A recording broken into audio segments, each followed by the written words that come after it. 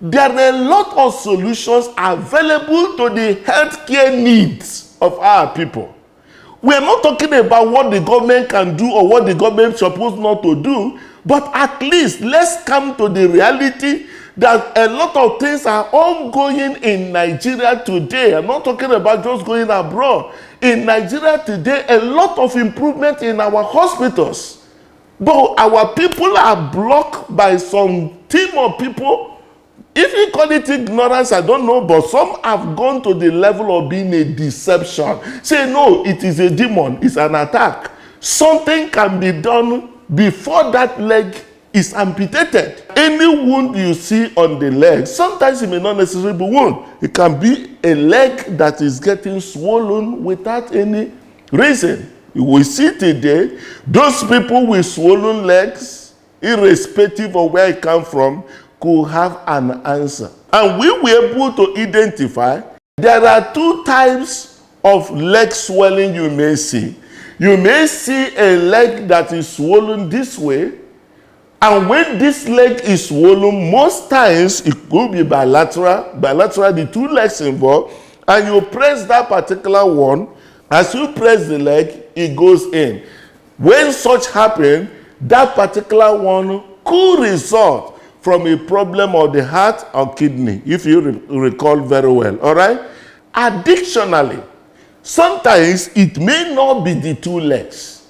There could be a scenario where you have one of the legs either unusually bigger than the other one, and could be soft, could also be thick. That particular one could result from what is called venous insufficiency, because the vein that is carrying blood may be weak and more of the blood will be going on that particular leg. You recall we made mention of that. Then there could be another form of situation where somebody may have a leg that is swollen in this particular format. And this type is the type that if you press on it, it's very stiff. It doesn't go inside. And could happen one leg or the two legs, and that one is caused by something different, majorly because of lymphatic drainage. Apart from the blood vessel, you can see how the blood vessels travel. There's also lymph. That one is for the issue of the body defense system. There's also another one that flows the fluid. When there be a blockage or such, when it gets enlarged, the place will become thick. All right? Be that as it may, the one that is having deep venous thrombosis can be having severe pain on the leg. You can also see some of the veins, looking tortuous and all that. That could happen. But the one that is so common we can see with our eyes, many people also complain, is when somebody will have an ulcer.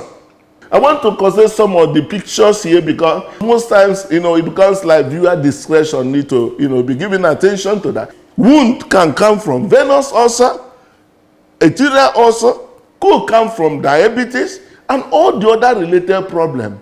Are there solutions to them?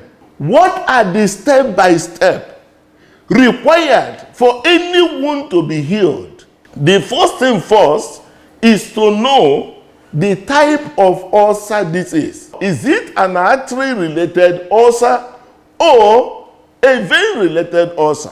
And how will you know? The first thing is for you to check the pulse on that very foot.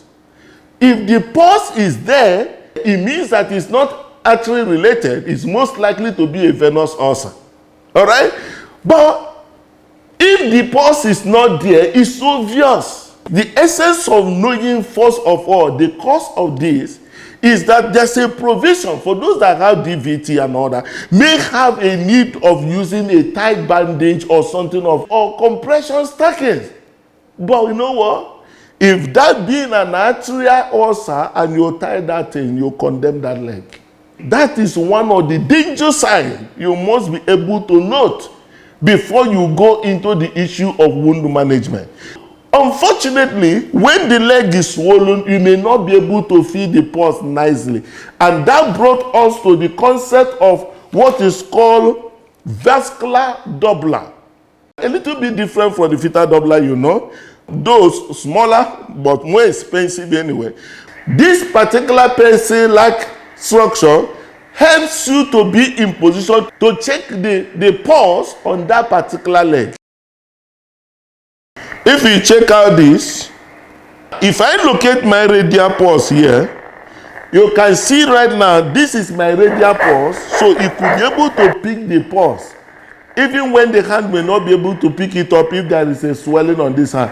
So this gives you the opportunity to have the first proper assessment of that particular wound to confirm if this particular wound is a venous or an atrial ulcer.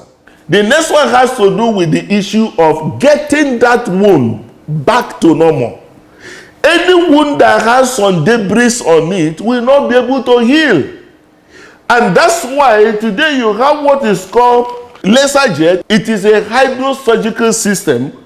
What it does is with the aid of this, I would have actually opened this, but it's actually a disposable one. It's about $3,200. So I don't want to open it up here. But with this, when this starts, when you press this and it begins to bring out water, the water can be so sharp to be able to clean up that particular wound with all the debris away. Any wound that is meant to be clean, deprived of any debris, that's why they call it debris more, but to be able to remove all those dead tissues first, it requires that kind of force. For those big wounds, one of the key things they lack is oxygen. And that's why today you have what is called hyperbaric oxygen therapy.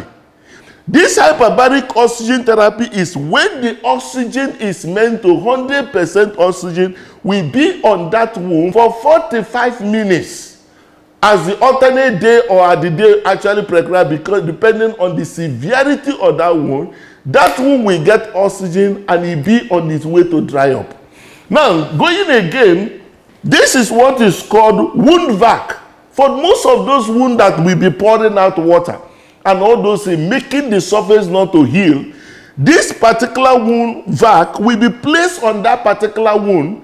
It absorbs all those dirty water that is coming, cause the wound to be healed, and with oxygen therapy alternating, that particular wound can be healed.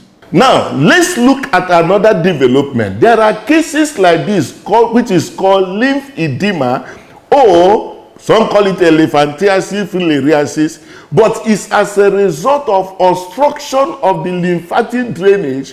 When this happens, the solution available right now is offered on this machine called lymph edema pump. This lymph pump pushes the obstructed lymph upward. By so doing, it reduces that very leg. This can be done routinely, and the more details of that also can be gotten. So that is the solution for this at this moment. There's no poison in it. There's an obstruction of the lymph that is responsible for this.